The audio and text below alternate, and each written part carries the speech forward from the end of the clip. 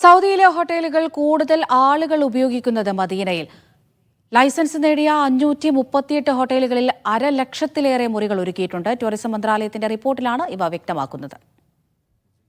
2025 ആദ്യ പകുതിയിൽ ടൂറിസം മന്ത്രാലയം പുറത്തിറക്കിയ റിപ്പോർട്ടിലാണ് ഇവ വ്യക്തമാക്കുന്നത്. സൗദിയിലെ ഏറ്റവും തിരക്കേറിയ ഹോസ്പിറ്റാലിറ്റി കേന്ദ്രമായി മദീന മാറി. ഈ വർഷത്തെ ആദ്യ 6 മാസത്തിൽ മാത്രം 6,600 താമസമുറികൾ പുതുതായി വർദ്ധിച്ചു. നിലവിൽ 538 ലൈസൻസ് ഉള്ള ഹോട്ടലുകൾ മദീനയിലുണ്ട്. ഇതിൽ 64,600-ലധികം മുറികൾ താമസ സൗകര്യമുള്ളവയാണ്.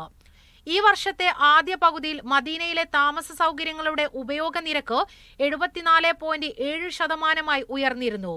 റുയ അൽ മദീന എന്ന പേരിൽ ലോകത്തെ ഏറ്റവും വലിയ ഹോസ്പിറ്റാലിറ്റി പദ്ധതി മദീനയിൽ നടപ്പാക്കുന്നുണ്ട്.